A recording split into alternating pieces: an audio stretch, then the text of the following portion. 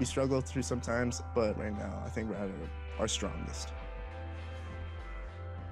Overall, for me, BlizzCon, the World Championship, means everything in regards to redemption for myself, my team, and my region.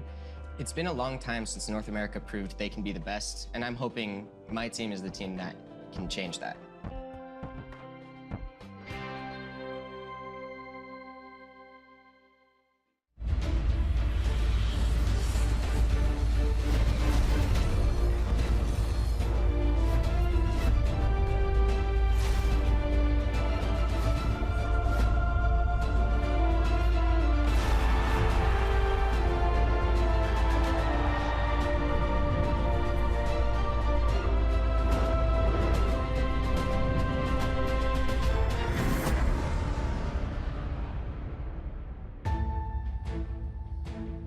Hello and welcome back to the beautiful Blizzard Arena here in Burbank, California. My name is Cloakin and we have one more match to go here in Group C. But let me give you a quick recap of how all the action has gone down. In the winners match, we saw Dignitas take a 2-1 victory over Roll20. They secured the first spot to BlizzCon out of Group C. Then, in the elimination map, Tempest took a 2-0 win over Latin America's Red Canids. They get to move on. Red Canids had to call an end to their tournament. And now, in the decider match, can Roll20 from North America hold off against the experience and skill of Tempest from Korea? Only one spot remains for Group C to go to BlizzCon. Who's gonna take it?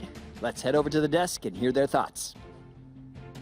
It's a very good question, Kevin, as that is what was on everyone's minds, especially coming into this group as a whole. Who was going to be ending up in this final series? Was it going to be Dignitas? Was it going to be Tempest? Was it going to be Roll20? The three big names of this group. And now we've whittled it down to Roll20 going up against Tempest. But just to recap what we had before, Red Canids going up against Tempest. Jay Howe, it's unfortunate, of course, for Red Canids to have to be in a group as stacked as this, and especially since now people like Jay Shrite will be going their separate ways. It does kind of feel that way, but at the same time, it really felt like our group of death has kind of been the group of uneasiness that we've had so far, all the way from Roll20, whether it be the drafts or inconsistent play early, or whether Tempest, who at times has just looked, we don't know what, the talents, everything's kind of all over the place, but Tempest starting to put it together towards the end there against Roll20 could be there, but again, Latin America did see their way out. Other thoughts on how Red Canids were able to perform in this group so far? I said it before and I say it again, I really feel it's the best performance that we've seen from LATAM teams so far. I was really impressed by them. Yeah. I think they stepped up their draft game immensely. Their drafts looked so much crisper. And with a bit of better execution, I think they had a chance on Tomb, where I like their draft against Roll20 a lot. And also against Tempest, they traded really well into a Korean Dream, which is on a skill level just above them. Yeah. So I was very impressed by their performance. Let's check in with the bracket and see exactly how things have rounded out so far, as well as the one final series to come. Up to the top-hand side, we do have Team Dignitas advancing on with that 2-0 against Roll20 in the winners match.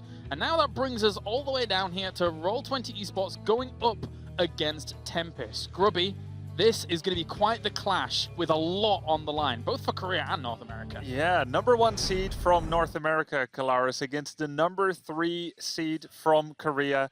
Dignitas was probably going to advance if people looked at this group, and it was always going to come down to these two to see who would be taking the second seed. And it all comes down to this best of 3. How have they looked throughout this group to you guys? Have they impressed? Have they disappointed slightly? What do you make of the situation? Let's start with Roll20 esports. Well, I feel like Roll20 generally has looked a little better than Tempest, just going off of the games that they've had so far. Although they looked shaky against Red Canids, it was kind of their own making, because they said Red Canids doesn't really get to play in this group. We won't show anything, and that's their loss. But against Dignitas, there were definitely moments of brilliance, cool drafts, pretty good execution, a little bit too many individual mistakes. But overall, it looked like draft and gameplay hung together in a better way, more coherent than Tempest. I think for me, though, I actually said this when Gilly and I casted Tempest earlier, is that the flexibility of a roster can sometimes be a very good thing, but when it comes time to playing it at the top tier, you might struggle in some of the intricacies of certain heroes. But when Tempest falls back to a little bit more standard of what they know, kind of what got them to where they are, and didn't try and do too much with what they had, they actually looked much better. So I'd like to see them play a little bit more to their comforts, to their strengths that we've known them to play throughout all of HGC. For me personally, I have to say that Tempest looks the least refined from all 3 Korean teams that we have, and it's also reflected in the results that they see in scrims. What surprised me probably the most from Roll20 was that they came in with a lot of confidence. Glorong was just oozing it the entire time, and that wasn't really reflected in their play. So they didn't play bad, but after everything that I heard from them throughout the week, I really expected them to play on a different level, and the execution wasn't just quite there what I expected. Well, of course, our first team coming into this match is Roll20, as they look to try and continue on North American success that we've seen so far in the past 2 weeks, Grubby. Past 2 days, even, I should say. 2 weeks would be a long time. Yeah, I mean, it's logical for them to seem very confident after such a glowing record online, but the international stage is always a different scenario. Yeah. Now, good news for them is they did prepare a lot of different things, and I think their bag is not quite empty yet of special strats. I think special strats is definitely going to be the name of the game for this team. We did see that when there's some of their special strats are just different than others, whether it's the Medivh style, the Diablo, we saw the Garrosh earlier, the Kuromi that kind of comes in. It's not necessarily out too crazy out of the meta right now, but that is some strengths that they have that kind of is just off meta, but still very strong for what they like to do. But you know what the difficulty is now? I've experienced this myself as a competitor. When you have a lot of different cool, good strategies, now it's a best of 3. Now you have to pick one, and that's pretty difficult because everything is on the line. Best of 3, 3 chances. Doesn't matter if you have 7 strats. You got to choose something good. Makes sense. The interesting thing when it comes to their strats is that they said from the beginning that they are willing to show it all in the group stage. Right. Now, of course, it's even more important since it is an elimination match for them. But they said from the get-go, we are showing everything we have because we have so many different things prepared here. And that's something that I'm really looking forward to now. Let's take a look at Tempest on the other side of the battlefield, staring down their North American opponents. What have you grasped from Tempest during the day? When they are able to go Task Tracer comfortably, then it looks good. But when it's not in the comfort level that they like to play within, it's tough. Again, the flexibility's been there, Honkono. You know, we saw a very interesting build. Double Cocktail into Wizen Duelist at 7. And that's very hit or miss most of the time. We were talking about that backstage, Grubby. Yeah. Sometimes it just feels different, and sometimes different isn't always a good thing, but sometimes it works. And I gotta say, just to kind of go on with that, with the talent picks that you pointed at here, Jayhao, it has definitely been very different. I think Tempest, if they kind of reined in the wish to impress with special stuff and just played a little bit more stably, that would be better for them. And we're talking about the evolution of a team here in a tournament. If Tempest does not evolve beyond some of the antics that we've seen, just on paper, Roll20 is going to win this one. Now, if Tempest suddenly has like a wake-up call and stops things like Haymaker and Wizen Duelist, then I think they have a better shot. Okay, let's check in with the global cheer bar to see how things is going in progress as you continue to cheer for your favorite teams in the Twitch chat, and it's progressing along quite nicely. 26 million and over is a massive amount of cheering. A huge thank you to the HGC universe out there. So, Kaldor, I want to hear your thoughts on how you've seen Tempest going so far in this tournament. I think they were expected to be the team that either makes it out of the group as the first seed because they just show that Korean dominance that we are expecting from teams, or to find themselves at least in the match that we are having right now. What I want to see from them is, I can only echo what Grubby said, but for me particular, it's reflecting onto Honkono, because when he's on the melee, the aggression that he shows, I like that he wants to be out there, wants to prove himself, and wants to actually get kills and be aggressive, but I think he overdoes it. And currently teams are punishing him hard for that. And that's how a lot of the kills against them happened and how a lot of team fights went wrong. So if he reins it in a little bit more and coordinates attacks better with his team, I think they will be at their most successful. So I would see them to balance this out a little bit more and just fall back on to the superior Korean mechanics that we expect from the region, and also maybe emphasize a bit more the meta game, because so far they've mainly shown team fights. Let's find out where we're going to go for game number 1, of course, as this best of 3 is about to kick off. Roll20 esports takes us to Warhead Junction. So we've already seen in Group A that CE hasn't really done their homework when it came to that map and North American strategies. And I guess on our first map here, we're going to find out if Tempest did make sure that they know what's coming. It's not only knowing what's coming, but well, Birdie told me, it's like, look, if they don't ban it, just in general, if people don't ban Warhead against us, we're playing it, right? And they come right out of the gates. It wasn't banned against them. They get the pick. They obviously have strategies. You talked about several ones. Clearly, they have some. And as Kaldor said, we saw what happened when they weren't prepared for the NA meta of Boss Nuke charge. Well, things are about to get nuclear. Game number 1. This series determines who moves on to BlizzCon and who goes home, Grubby. Good atmosphere here among Roll20. Laughter is always a great way to dispel some of the tension that the teams might be feeling, but it will take more than a good mentality to win out here. Good drafting is very important. Tempest removing Medivh is, I think, understandable, considering that we have Glorang on the team and he's absolutely known for it. For me, it's really just a question, do they know how fast North American teams try to snowball here with boss control and also nukes? If they do, then I think they have a good shot here. But at the same time, I expected that also from the Chinese region, and it never really happened. So that's my biggest question. And the funny thing is, CE said... I mean, here we go. Okay, right now, this is the thing. I mean, to Kaldor's point, Medivh is a later game hero. He's not an early game hero. And it just echoes to the point of they're not sure. It's a respect towards an individual, but it's not an individual on a map. And Zarya, if you guys remember, there's a game against Gale Force that's out there. It was quicker than the draft. So CE, the Chinese team, said they study all the teams and they failed to anticipate the strategy by Tempo to do a level 6 team boss into a keep, 5-minute keep. They studied. And we had MVP Black, they said, we barely studied foreign teams. So I don't know where Tempest is at. The one thing that I criticized with CE quite a lot was not even that they lost the keep. I think that could have been avoided. Yeah. It was the failure to anticipate what would come after second. it was shown 3 times to you. Yes. And I think that if Tempest gets the chance to adapt to something, they will do that within the series. So, but at the same time, I also expect Roll20 to execute it a bit cleaner. So if they get an opportunity, they will immediately try to snowball that in. And if Tempest, after Morales, Zarya pick right in the first rotation, doesn't already see like, wait a second, what's Alarm happening bells. here?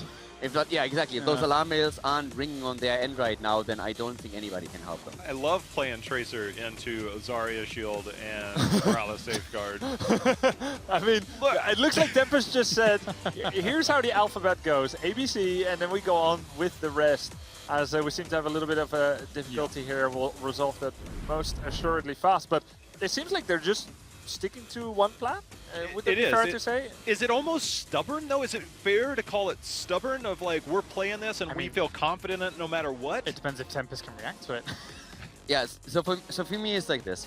If you know what's coming, you know that a push is coming, for example. Let's take the CE example against Tempo Storm. I think that was very telling. Yeah. If you know a push is coming your way, your opponent is holding 2 nukes, and you meet that onslaught early and really chip away with a Tracer, for example, throughout the entire time, then you have a chance of beating that. If you wait behind your gate or somewhere else on the map and never really meet the attack until it's right at your doorstep, impossible to get through. then this Tracer combo is never going to do anything for you. So I think that has to be the game plan. It can definitely work if you want to play Tracer Tassadar, but you have to adapt your playstyle to what you're facing. Walking through the boss on this map is almost impossible. The Well, Locust, from behind, right? From behind, yeah. What putrid he's saying is bile, like you have to get back there. You can't just, like he just said, you can't just stand behind and then hope to engage beyond that. You have to find different ways to embrace that strategy. I was talking to Snitch the other day, and he's like, yeah, the boss is ridiculous. It's literally the strongest thing in the game.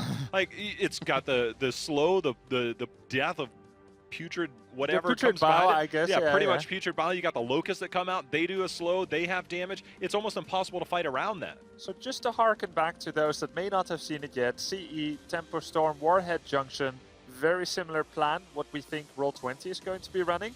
And we had Brightwing, Tassadar, Tracer in the first 3 picks by CE. And now, Calder, you said it depends how you play with it, right? Not just what you draft. So what we saw then from CE they were still going for the value play, putting someone in the secondary lane, putting someone in the tertiary lane, and going for value play, XP, all these things that don't really matter anymore. But that part I liked up to the point where they did it too long. Yeah, right. Because they're level 8 Yeah. versus level 7. It's like, let's get even more XP. But in Exactly. the meantime, your keep is dying. And they sacrifice their own fort, for example. So as the push happens early on and the fort is attacked by the boss, so Tempostorm is pushing through, they soak 2 lanes. I'm happy with that. They sacrifice the fort. They say, okay, we can't hold that. Let's get some experience on the opposite lanes. But then you have to start defending. And I think they never realized we could lose a keep They're like, here. this is for real. This Yeah. is serious. So if that's what's going to happen, we're going to need to see Tempest react fast. Just so you guys know, that we're trying to solve the issues as quickly as possible. What we're going to do here is actually go to a commercial break before we restart the draft so that we can sort everything and get it good to go. So when we return, more here from the HGC 2017 Finals. The 2017 Heroes Global Championship Finals are brought to you in part by Republic of Gamers, Intel, T-Mobile, and NVIDIA.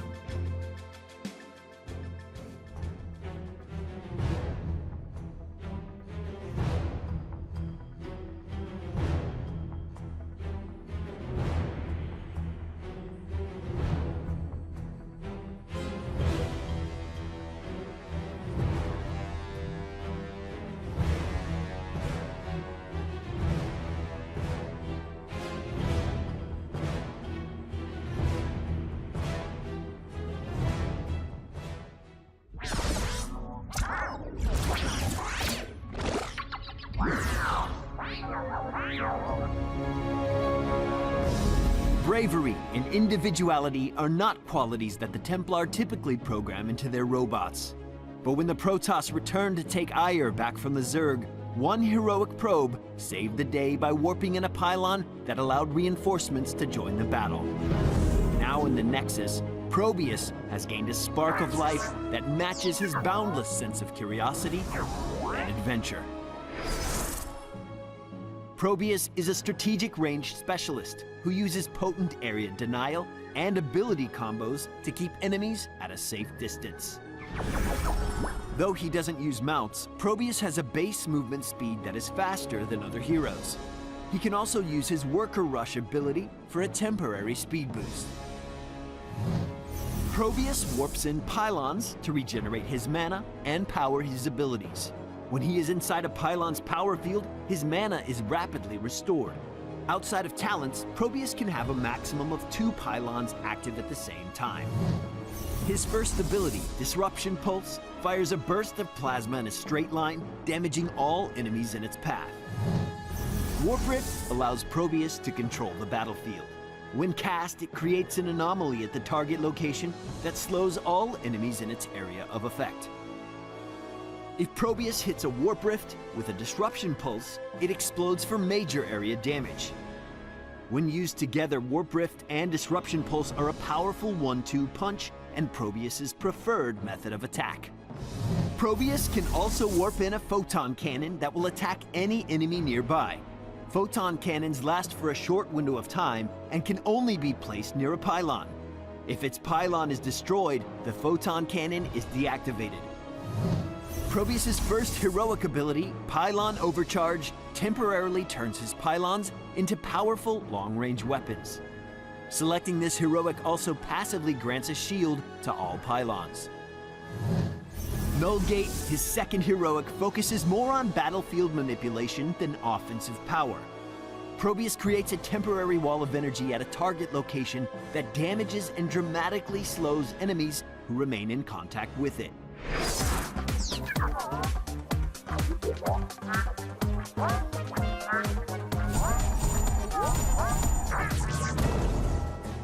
Probius excels when he can get to an area early and set up his defenses. Place his pylons strategically so that they can power his photon cannons and regenerate his mana while also being safe from enemy attacks. Hide pylons in brush, behind walls, or in other places where they can't be easily located. If a photon cannon's pylon is destroyed, warp in another to reactivate it. When fighting against Probius, destroy his pylons in order to limit his effectiveness. Warp Rift has multiple charges and several can be active at the same time.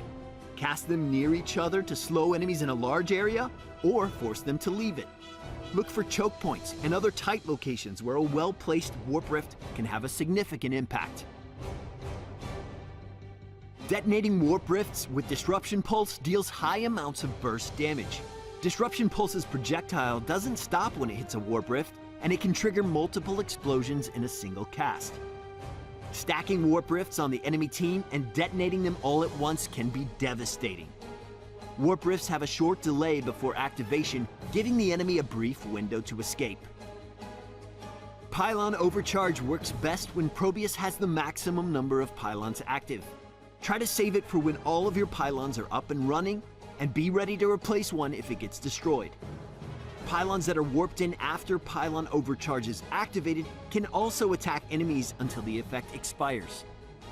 Remember that Null Gate can be deployed at any angle and direction within its targeting area. Creative and unexpected Null Gate placement can be more disruptive than a simple wall. While Null Gate is great for keeping enemies away, it can also prevent their escape. Use Null Gate to control the enemy team's movements and force them into a dangerous position. Probius is a brave little probe who proves that the greatest heroes can come from the most unexpected places.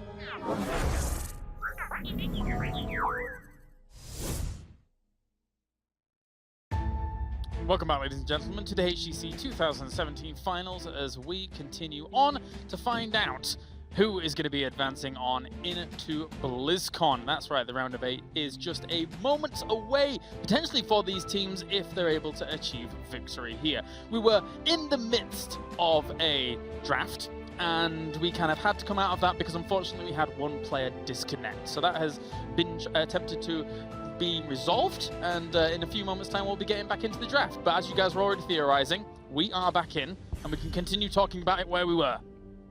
Wow. Very nice, exactly where we were, and there we go with the ban finally. This is exactly where the draft was, so let's just continue. Ariel banned by Roll20 esports.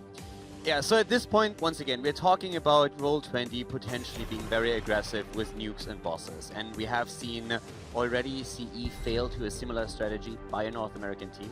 Temp is now also going into Tassada Tracer, which for a big map is fantastic, but they still need to identify what they're up against and of course try and counter what we already see unfold on the side of Roll20.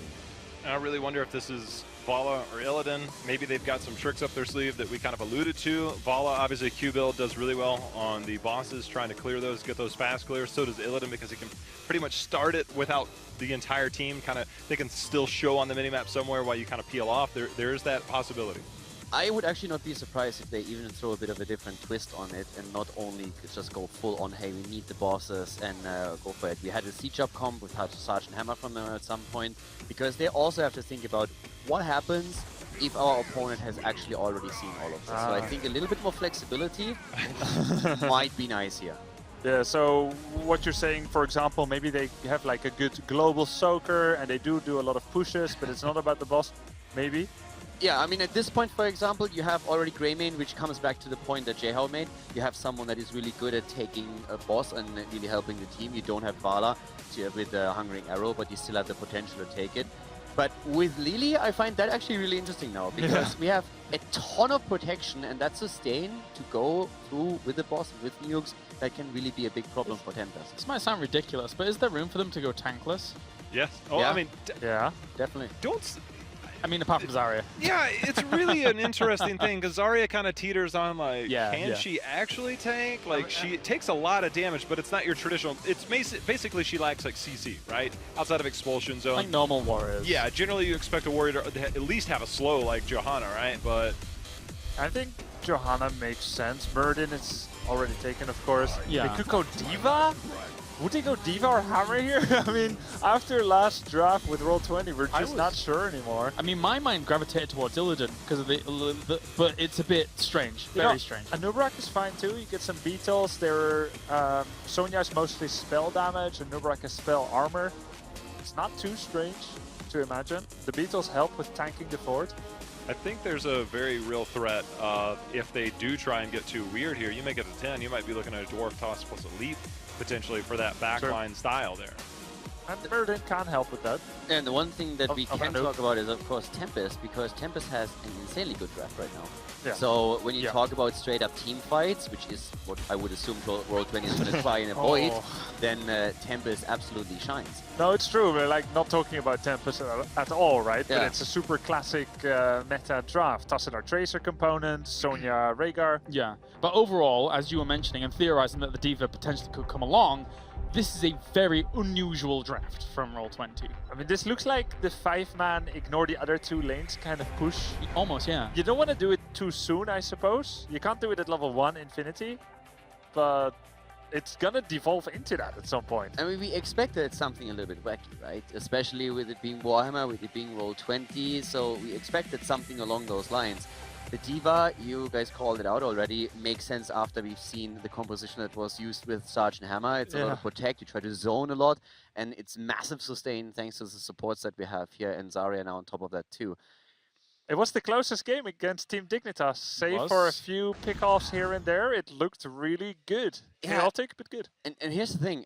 Against any other Korean team, I would say they take you apart with better control, better execution, and just because they have the superior draft. But this is where I said already before we started the game, I feel Tempest lacks in comparison to Ballistics and to MVP Black, that they have these tiny problems oftentimes.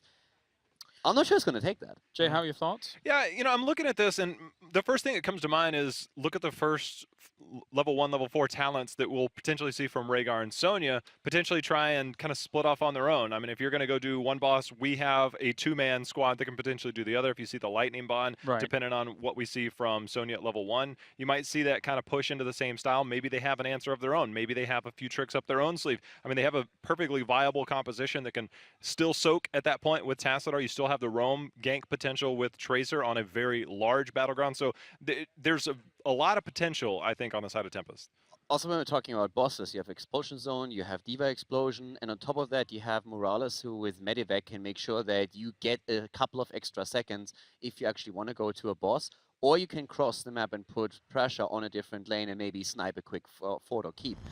And that's what scares me about this draft, that you can really cheese around an opponent who would love to teamfight you because they have a superior team fight. Hold on. Is Joe... Okay, when Zarya has energy and feel the heat, that's the single best siege damage in the game. Greymane does a lot of siege damage, naturally, in Worgen form. Yeah, they can do the Medivac fly-in too. Yeah, that's what I mean. At any point. They can play around them because I think they have to. The later this goes, the team fight of Tempest should be superior in nearly every situation. But if you only try to claim a boss, you have a couple of tools, Diva Explosion, Expulsion Zone, and then you play around them with Medivac. So a lot of interesting aspects here sneaky, from both sides. Definitely. Let's not delay this any longer. We're all very excited to see how this is going to play out for game number 1. So without further ado, let's head over to our commentary team to find out.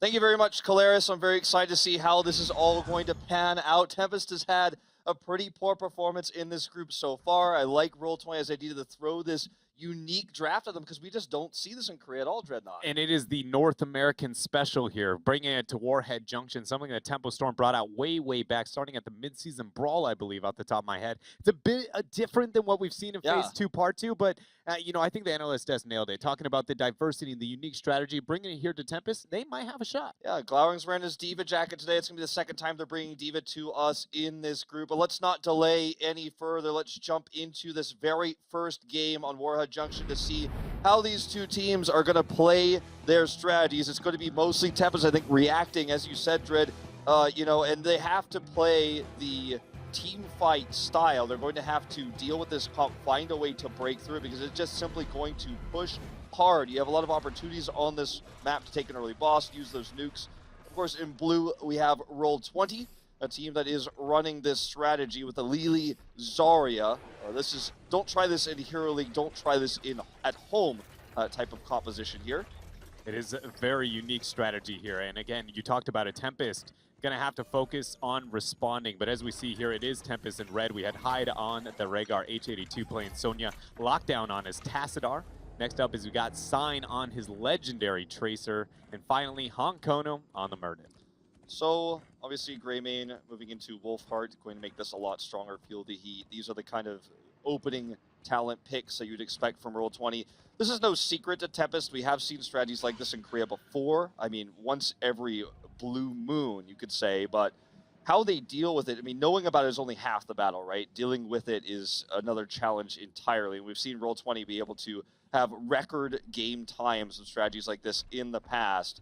I think this curveball is a great idea against this team that struggled so much in the group today. Yeah, I would say, you know, taking a step back and looking at all of competitive heroes over the past year, most times when we see teams bring out a pocket strategy that kind of consumes an entire region, it's usually other regions that really cannot deal with it at first glance. And so I'm excited to see how Tempest responds here. I go back and I think of some of the compositions in the past where we've seen other teams not be able to deal with it. I believe it was there was a strategy that ultimately that happened at the Eastern Clash. Give me a moment. I'm going to recall it kind of lost here. I had it for a second and just poof. But essentially where it consumes everybody, nobody's able to deal with it unless you experience how that region specifically is learned to master it. I mean, we saw in the Eastern Clash a lot of weird stuff like, you know, Korea unwilling to run Lunara until the end, and then the rest of the teams couldn't actually figure out how to deal with it. You can see how much damage Goku can actually do here, even in terms of what he can do to heroes. It's difficult to approach him, it's difficult to lane against him here because he does so much damage when given energy.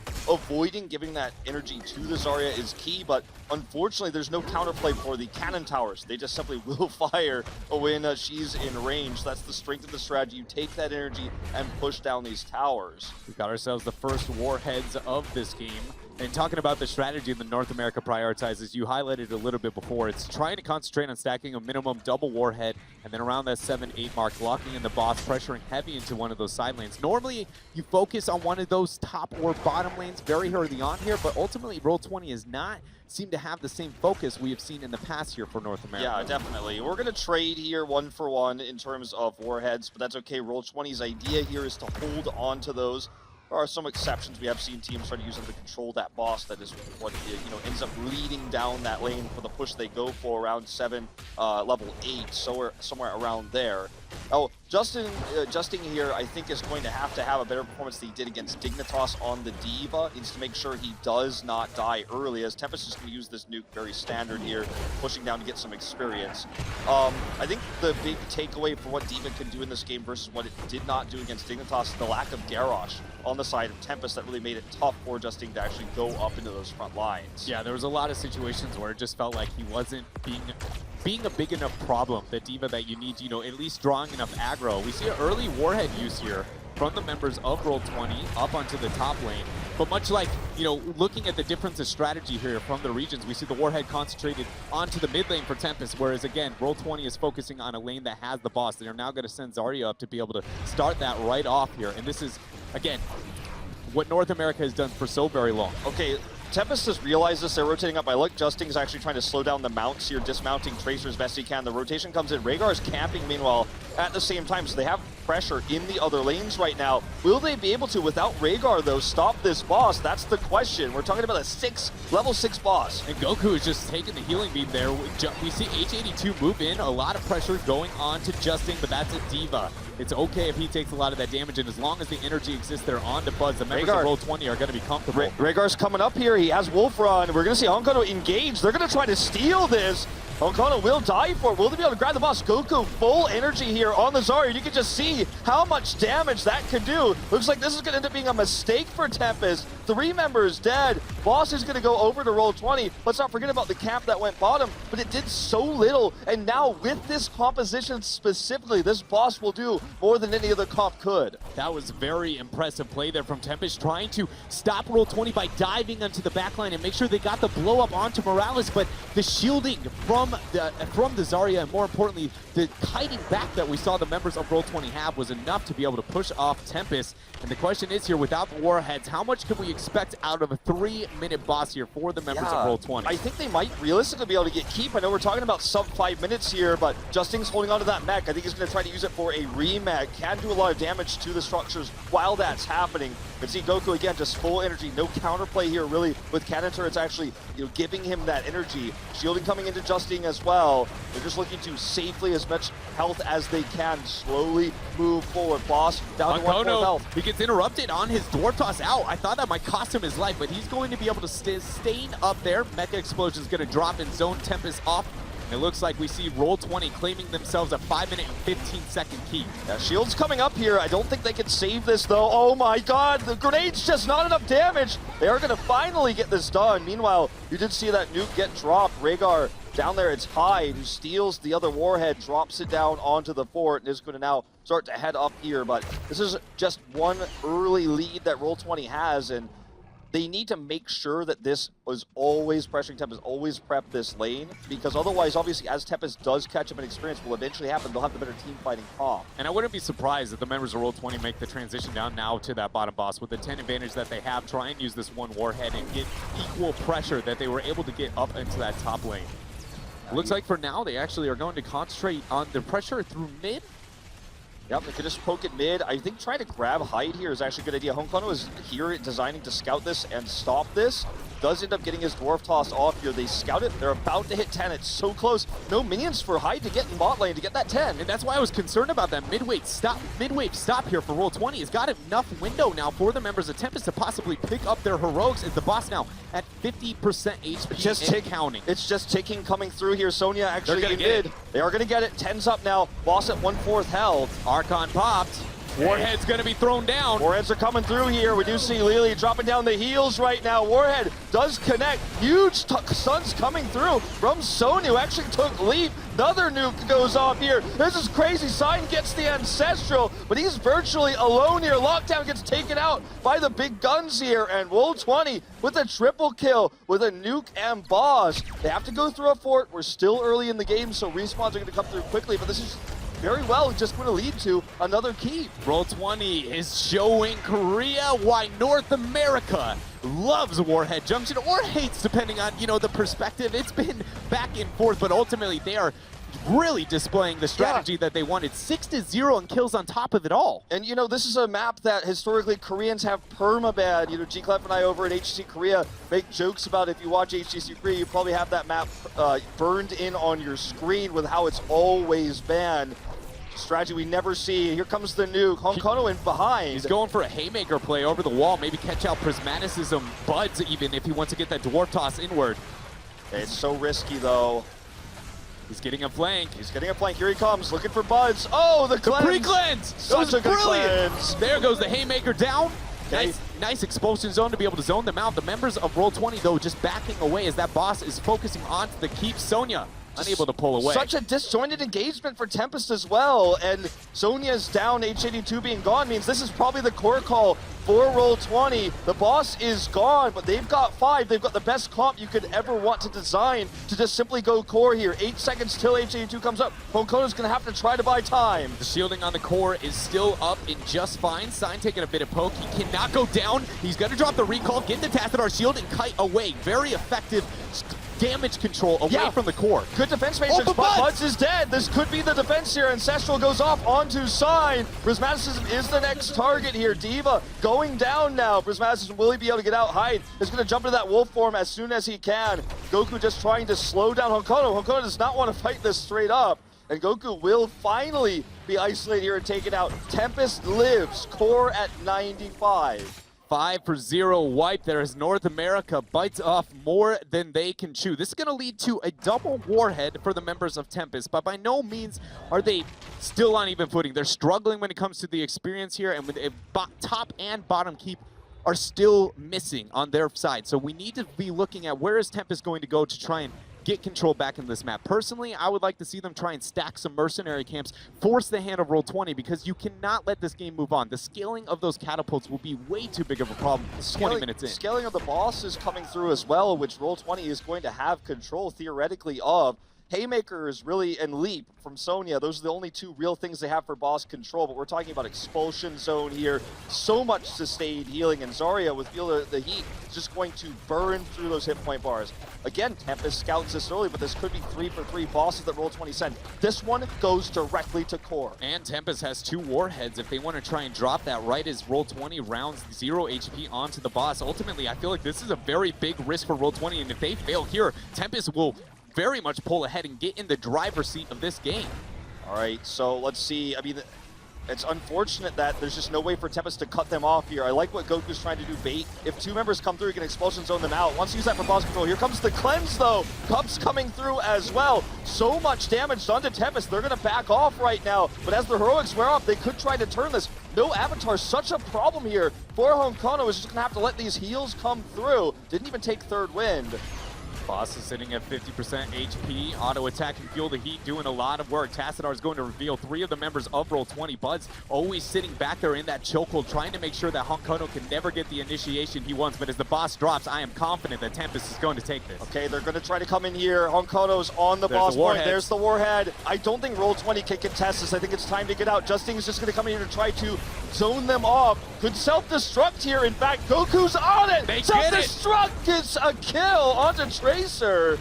And now they get the boss is going to be moving on to the core. 2 members here of Tempest are going to die. Honkono is going to comfortably get the back, but not if H82 leads them to it. That's a game over here, I think, for Tempest. Here comes the medevac. They're going straight for the core. They're going to hit that core before the boss. And, you know, with just 2 members alive here for Tempest, it's not going to be Haymaker that saves them, Honkono, I'm afraid. And here we go. Cup's just coming in for the sustain. Core under attack. The boss isn't even here yet. Don't know if they'll need it. He can't go down. They're not going to be able to... Oh my gosh. Okay, wait a minute. Boss is coming down behind. For a minute, I was like, Roll20, you might be getting a little bit too risky here. Goku survives too, and that is going to be the end of this core. Roll20 going to take out Tempest in this first game. Using an American strategy here on American soil and on Korea's most heavily banned map, and against a Tempest that struggled in this group to adapt to the strategies of other regions. Roll20 is 1 win away from preventing Korea from getting out of the group stage in this format that has never happened before in HGC Global Finals. And we talked about, or at least I tried to bring up a little bit in that last game about how there are strategies that kind of overwhelm regions. And one that came to mind that I failed to remember at the point in time was Gale Force Esports' approach on Brax's holdout was even enough for, you know, members like the European scene to be able to struggle against. And it does seem like whenever North America does find its, you know, maybe a one-trick strategy, until they unveil it at the international stage, it usually checks out for 1 win. It's just, the problem is, it's almost never 2. Justin showing some great play on the D.Va we failed to see against Dignitas. But before we talk about this any further, we're going to throw it over to Caleris and the Desk to see what they thought about game number 1. That's right, strong win for Roll20 here in game number 1. And I'm pretty sure, as we were sat back there watching that, there was a moment where the 3rd boss was being taken and the Koreans kind of laughed for a second, that they were like, they're on boss again. So they really didn't anticipate a lot of what was going on, Kaldor. Yeah, I feel it comes down to what we talked about when we are seeing the draft. There's 2 things that they can do. You can play around with Medivac around your opponent, and you have on-point control. And that's what won them several bosses, every single team fight that the Koreans were willing to engage into. Yep. You saw a D.Va explosion coming out, an expulsion zone. It was always the on-point fight where you can't extend your own strength in the draft and in your composition. Roll20 exploited it and had that 1-win condition and played beautifully well to it. So, yeah, they take the win. At one point, after they took bot keep, they're like, hey, maybe we can try and casually approach the core. It was a little bit early. I would have liked to see them just kind of deathballed onto the core, taking a little